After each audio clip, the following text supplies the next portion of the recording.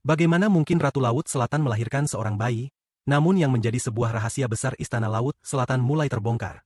Siapa sebenarnya pria yang disebut ayah dari bayi ini? Simak kisahnya yang penuh teka-teki dan membuat kita bertanya-tanya. Poin pentingnya adalah untuk kita ambil hikmah dari kejadian ini. Terima kasih yang sudah like dan subscribe, semoga hidup kalian mendapat keberkahan dari Allah Subhanahu wa Ta'ala. Dan mari kita simak kisahnya. Bulan bersinar terang, memantulkan cahaya keemasan di permukaan laut yang berkilauan. Ombak bergulung lembut, seolah memberi hormat kepada alam semesta yang sedang menyaksikan momen bersejarah. Gua Batu Giok yang menjadi tempat tinggal Nyi Roro Kidul memancarkan aura mistis. Batu-batu yang tertanam di dinding gua berpendar kehijauan, memberikan kesan bahwa tempat itu hidup dan bernafas. Para dayang, berpakaian kain sutra berwarna hijau zamrud, bergerak dengan hati-hati, membawa mangkuk perak berisi air suci. Malam itu bukan malam biasa, sang Ratu Lautan akan melahirkan seorang pewaris tahta. Ketika tangisan pertama bayi itu terdengar, lautan seolah memberikan salam. Ombak yang semula tenang tiba-tiba menggulung lebih besar, memecah di sepanjang pantai. Angin yang semula lembut bertiup lebih kencang, membawa aroma asin yang menusuk. Para penghuni Laut Selatan, dari ikan-ikan kecil hingga makhluk gaib penghuni dasar laut, merasakan getaran kelahiran ini. Bagi mereka, ini adalah tanda lahirnya sosok yang akan membawa perubahan besar. Namun, di balik keagungan momen ini, tersimpan misteri yang kelak akan mengguncang seluruh Laut Selatan. Tidak seperti bayi manusia biasa, bayi yang lahir malam itu memiliki keunikan yang tak bisa dijelaskan. Kulitnya bersinar lembut, seolah memancarkan cahaya dari dalam tubuhnya. Matanya, yang seharusnya memejam di hari pertama kelahirannya, malah terbuka lebar, menatap sekeliling dengan tatapan tajam. Warna matanya adalah kombinasi hijau dan biru yang berkilauan, mencerminkan kedalaman lautan dan kejernihan samudra. Para dayang yang menyaksikan kelahiran itu gemetar antara rasa kagum dan takut. Apakah bayi ini benar-benar manusia? Bisik salah satu dayang kepada rekannya. Kita tidak tahu, jawab rekannya dengan nada khawatir. Tapi jelas, dia adalah anak dari Ratu Laut. Tidak ada yang boleh meragukannya. Namun, bukan hanya bayi itu yang membawa keanehan. Udara di dalam gua terasa lebih berat, seolah-olah alam sedang menanggung beban yang besar. Nyi Roro Kidul, meskipun tampak anggun seperti biasanya, terlihat sedikit lebih lemah dari biasanya. Sorot matanya menyiratkan kelelahan, namun senyumnya tidak hilang ketika ia menatap bayinya. Ada sesuatu yang ia sembunyikan, sebuah rahasia yang tidak ia ungkapkan kepada siapapun, bahkan kepada para dayangnya yang paling setia. Pertanyaan itu dilontarkan oleh Dayang Laras, salah satu dayang tertua dan paling setia di Istana Laut Selatan. Laras adalah sosok yang telah menemani Nyi Roro Kidul sejak awal masa kekuasaannya, dan ia dikenal karena keberaniannya dalam menyampaikan hal-hal yang tidak berani diutarakan oleh orang lain. Namun kali ini, bahkan Laras pun merasa ragu ketika melontarkan pertanyaan itu. Nyi Roro Kidul terdiam sejenak, matanya menatap dalam-dalam ke arah Laras. Wajahnya tidak menunjukkan emosi, tetapi keheningan itu cukup membuat Laras merasa cemas. Apakah penting bagimu untuk mengetahui hal itu? Jawab Nyi Roro Kidul dengan suara lembut namun penuh kewibawaan. Maafkan saya, Ratu, jawab Laras sambil menundukkan kepala. Kami hanya ingin memastikan tidak ada yang akan mempertanyakan kelahiran pewaris kerajaan ini. Tidak ada yang berhak mempertanyakan apapun tentang anakku, tegas Nyi Roro Kidul. Suaranya yang tenang tiba-tiba menjadi tegas, memancarkan otoritas yang tidak bisa dibantah. Yang perlu kalian tahu adalah bahwa dia adalah anakku, dan itu sudah cukup. Para dayang lainnya yang mendengar percakapan itu saling berpandangan dengan bingung. Mereka tahu bahwa Nyi Roro Kidul selalu menjaga jarak dengan dunia manusia, dan tidak ada satupun di antara mereka yang pernah melihat sang ratu dekat dengan pria manapun, baik dari dunia manusia maupun dunia gaib. Siapa ayah bayi itu tetap menjadi misteri yang tidak terjawab. Nama itu dipilih sendiri oleh Nyi Roro Kidul, dengan harapan bahwa anaknya akan menjadi bintang yang memandu seluruh Laut Selatan. Sejak awal, Lintang menunjukkan tanda-tanda bahwa ia adalah anak istimewa. Ketika masih bayi, ia bisa membuat ikan-ikan kecil berkumpul di sekelilingnya hanya dengan tertawa. Ombak yang semula tenang bisa tiba-tiba berdebur saat ia menangis, dan udara di sekitarnya selalu terasa sejuk meskipun di tengah hari yang terik. Para dayang yang mengurusnya seringkali merasa takjub dengan kemampuannya. Dia benar-benar anak dari Laut Selatan, kata salah satu dayang. Lihat bagaimana ikan-ikan itu seolah menari untuknya. Namun, di balik semua keistimewaan itu, Lintang tumbuh dengan rasa penasaran yang mendalam. Bahkan ketika ia masih kecil, ia sering bertanya kepada para dayang tentang ayahnya. Siapa ayahku? Mengapa aku tidak pernah melihatnya? Tanyanya dengan nada polos. Para dayang hanya tersenyum dan mencoba mengalihkan perhatiannya. Tetapi pertanyaan itu terus menghantui Lintang seiring pertumbuhannya. Pada usia itu, rasa penasaran Lintang semakin sulit untuk dibendung. Suatu hari, ia memberanikan diri untuk bertanya langsung kepada ibunya. Ibu, siapa ayahku? Tanyanya sambil menatap mata ibunya dengan penuh harap. Nyi Roro Kidul terdiam, lalu mengusap rambut Lintang dengan lembut. Ayahmu adalah seorang yang istimewa. Nak, jawabnya. Dia mewariskan kekuatan besar untukmu. Suatu hari, kamu akan tahu siapa dia. Namun, jawaban itu tidak memuaskan Lintang. Ia mulai mencari petunjuk sendiri, mengamati setiap sudut gua dan bertanya kepada para makhluk laut yang ditemuinya. Suatu ketika, ia menemukan sehelai kain dengan simbol aneh yang tidak pernah ia lihat sebelumnya. Kain itu tampak tua dan usang, tetapi simbol yang ada di atasnya masih terlihat jelas. Lintang yakin bahwa kain itu adalah petunjuk penting tentang ayahnya, tetapi ia tidak tahu harus bertanya kepada siapa. Rasa penasaran itu menjadi api yang membakar semangatnya. Ia bersumpah dalam hati bahwa suatu hari ia akan menemukan jawaban, tidak peduli seberapa sulit perjalanan yang harus ia tempuh. Saat usianya menginjak 7 tahun, Lintang telah memahami berbagai hal yang bahkan sulit dijelaskan oleh para dayang dan makhluk laut di sekitarnya. Ia sering berenang jauh hingga ke dasar laut, menjelajahi gua-gua tersembunyi dan reruntuhan purbakala yang ada di wilayah Laut Selatan. Di tempat-tempat itu, ia menemukan benda-benda yang menurutnya memiliki kaitan dengan ayahnya. Salah satunya adalah sebuah pedang berkarat yang terkubur di dasar pasir. Pedang itu bukan pedang biasa. Ketika Lintang menyentuhnya, pedang itu mengeluarkan cahaya samar yang membuat pasir di sekitarnya bergerak, seolah-olah ada kekuatan gaib yang tersembunyi di dalamnya. Para dayang yang melihat pedang itu segera memberitahu Nyi Roro Kidul. Namun sang ratu hanya tersenyum kecil. Itu adalah bagian dari takdirnya, katanya tanpa memberikan penjelasan lebih lanjut. Lintang menyimpan pedang itu di sebuah ruangan khusus di gua tempat ia tinggal. Setiap malam, ia duduk di hadapan pedang itu, bertanya-tanya apakah pedang itu pernah digunakan oleh ayahnya. Bayangannya tentang ayahnya semakin besar, meskipun ia tidak memiliki gambaran sama sekali tentang siapa dia atau seperti apa wajahnya. Ramalan itu mengatakan bahwa suatu hari, seorang anak yang lahir dari penguasa Laut Selatan akan membawa perubahan besar. Perubahan itu bisa menjadi berkah atau bencana, tergantung pada pilihan anak tersebut. Ramalan ini membuat beberapa makhluk laut merasa khawatir, terutama mereka yang lebih tua dan telah menyaksikan berbagai perubahan besar di Laut Selatan. Apakah mungkin ramalan itu merujuk pada Raden Lintang Samudra? Tanya salah satu makhluk laut kepada Dayang Laras. Tidak ada yang tahu pasti, jawab Laras. Tapi kita semua tahu bahwa Lintang adalah anak istimewa.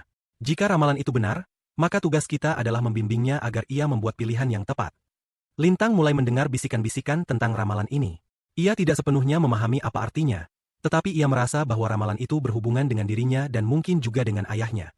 Rasa penasarannya semakin membesar, mendorongnya untuk terus mencari jawaban. Dalam mimpinya, ia melihat seorang pria dengan wajah samar berdiri di tengah lautan. Pria itu memegang pedang yang sama dengan yang ditemukan Lintang, tetapi pedang itu bersinar jauh lebih terang. Kamu akan memahami semuanya pada waktunya, kata pria itu dengan suara yang dalam dan tenang. Tapi sebelum itu, kamu harus menemukan kebenaran tentang dirimu sendiri. Lintang terbangun dengan keringat dingin. Mimpi itu terasa begitu nyata, seolah-olah pria itu benar-benar ada di depannya.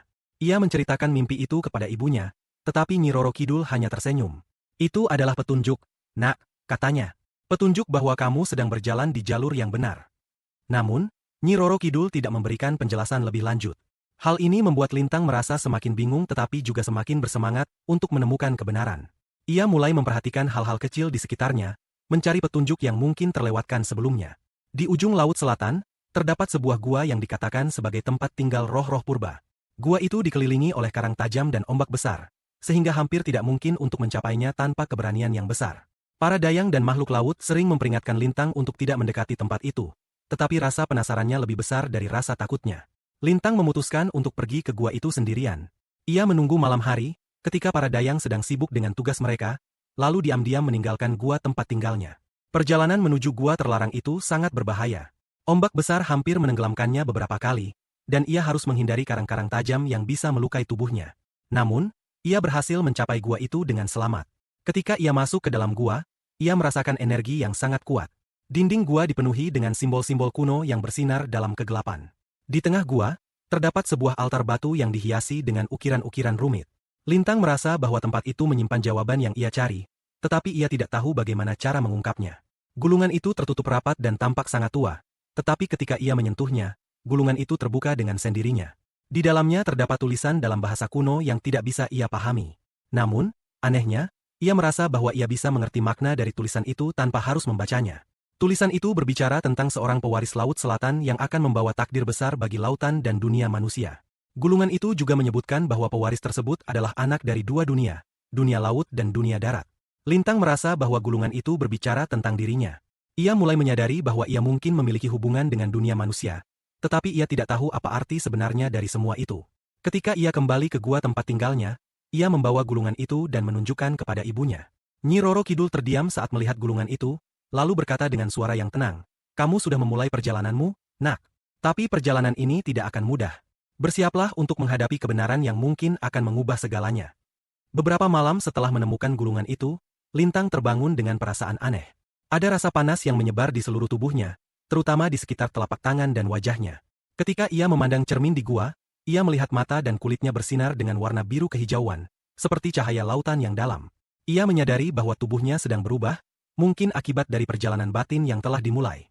Sementara itu, para dayang Nyi Roro Kidul mulai memperhatikan perubahan yang terjadi pada Lintang.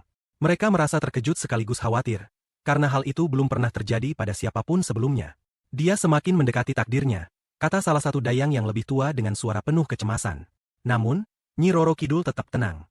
Biarkan dia berjalan di jalannya sendiri, jawabnya dengan mantap. Lintang merasa kebingungan dan ketakutan. Ia tidak tahu apa yang sedang terjadi padanya. Ia ingin berbicara lebih banyak dengan ibunya tentang perasaan dan perubahan yang ia alami, tetapi Nyi Roro Kidul tampaknya tidak bersedia memberi jawaban yang jelas. Sang ratu lebih sering menghindari topik tersebut, seolah-olah ia tahu bahwa Lintang harus menemukan jawabannya sendiri. Hutan laut adalah tempat yang sering Lintang kunjungi untuk merenung. Di sana, ia menemukan kedamaian dan ketenangan. Namun, pada suatu sore yang mendung, saat ia berjalan di antara pepohonan laut yang tinggi, ia melihat sosok seorang pria duduk di bawah pohon kelapa laut yang besar. Pria itu memiliki aura yang kuat, dan wajahnya tampak sangat familiar, meskipun Lintang tidak pernah melihatnya sebelumnya. "Siapa kau?" tanya Lintang dengan suara tegas, meskipun ada perasaan aneh yang menguasai dirinya. Pria itu hanya tersenyum. "Aku adalah seseorang yang bisa membantumu memahami siapa dirimu, Lintang Samudra," jawab pria itu dengan suara rendah namun dalam. Lintang merasa cemas, namun sesuatu dalam dirinya mendorongnya untuk mendekat. Pria itu mengenakan jubah hitam yang tampak kusam, dan tangannya memegang sebuah tongkat yang terbuat dari kayu laut. Ia memperkenalkan dirinya sebagai Nardo, seorang penjaga yang menjaga keseimbangan antara dunia manusia dan dunia laut. "Dunia akan segera mengetahui siapa dirimu yang sebenarnya, Lintang. Tapi apakah kamu siap untuk menerima kenyataan itu?" tanya Nardo. Nardo mulai bercerita tentang masa lalu Lintang, bahwa ia adalah anak yang dilahirkan dari pertemuan antara dua dunia yang berbeda, antara Nyi Roro Kidul dan seorang manusia yang sangat kuat. Ayah Lintang, yang tidak diketahui identitasnya oleh banyak orang, adalah seorang pahlawan legendaris yang mengorbankan hidupnya untuk melindungi dunia manusia dari kehancuran besar. Namun, takdir membawa mereka ke jalan yang berbeda. Sang ayah meninggal dalam pertempuran besar yang mengubah jalannya sejarah, meninggalkan Lintang sebagai anak yang harus memikul warisan besar. Nardo mengungkapkan bahwa Lintang adalah satu-satunya keturunan yang mampu menyatukan kedua dunia, laut dan darat. Ia memiliki potensi untuk membawa kedamaian atau menghancurkan segalanya, tergantung pada keputusan yang ia buat. Lintang terdiam mendengar cerita ini. Semua yang ia ketahui selama ini tentang dirinya, tentang ibunya, dan tentang dunia di sekitarnya, ternyata hanyalah sebagian kecil dari gambaran yang lebih besar. "Apa yang harus aku lakukan?" tanya Lintang, suaranya penuh kebingungan dan ketakutan. Nardo memandang Lintang dengan serius. "Jalanmu masih panjang, Lintang. Kamu harus memilih antara melanjutkan warisan ayahmu, atau membebaskan dirimu dari beban itu. Namun, ingatlah, pilihanmu akan menentukan masa depan kedua dunia." Kehidupan Lintang kini dipenuhi dengan ketegangan yang semakin meningkat. Ia merasa seperti berada di antara dua dunia yang saling bertentangan. Di satu sisi, ia merasa terikat oleh warisan yang ditinggalkan ayahnya, yang meskipun sudah tiada, terus mempengaruhi kehidupannya. Di sisi lain, ia ingin bebas memilih jalan hidupnya sendiri tanpa harus terbebani oleh takdir yang ditentukan. Perasaan ini membuat Lintang semakin kesepian. Ia sering menghabiskan waktu sendirian di bawah cahaya bulan, merasakan hembusan angin laut yang menenangkan, tetapi tidak dapat menghilangkan beban berat di hatinya. Ia ingin tahu lebih banyak tentang ayahnya, tentang siapa dia sebenarnya, dan mengapa takdirnya begitu rumit. Namun, setiap kali ia mendekati ibunya, Nyi Roro Kidul selalu menghindar. Sang ratu tahu betul bahwa saatnya Lintang harus mengambil keputusan besar. Nyi Roro Kidul, meskipun sangat menyayangi putranya, tidak ingin mengarahkan pilihan Lintang. Ia tahu bahwa anaknya harus menemukan jalan hidupnya sendiri, meskipun jalan itu penuh dengan penderitaan dan kesendirian. Dengan tekad yang semakin bulat, Lintang memutuskan untuk melakukan perjalanan jauh dari Laut Selatan. Ia ingin mencari jejak ayahnya, mengetahui siapa yang sebenarnya telah menjadi bagian dari hidupnya dan mengapa ia harus memikul beban takdir yang begitu besar. Ia berpamitan dengan Nyi Roro Kidul, yang hanya bisa memandang putranya dengan tatapan penuh kasih dan kekhawatiran. Perjalanan Lintang tidak mudah. Ia harus menyeberangi samudera yang luas, menghadapi badai besar, dan bertemu dengan berbagai makhluk dari dunia manusia yang belum pernah ia lihat sebelumnya. Setiap langkahnya membawa lebih banyak pertanyaan dan tantangan, namun Lintang tahu bahwa ia harus terus maju. Dunia manusia mungkin menyimpan rahasia besar yang akan membantunya memahami siapa dirinya dan apa yang seharusnya ia lakukan dengan kekuatan yang dimilikinya. Terima kasih sudah menonton. Jika kalian suka kisah ini, jangan lupa untuk like, share, dan subscribe untuk mendapatkan kisah inspiratif dan keajaiban-keajaiban nyata. Tinggalkan komentar di bawah, apa pendapat kalian tentang kisah ini? Sampai jumpa di video berikutnya.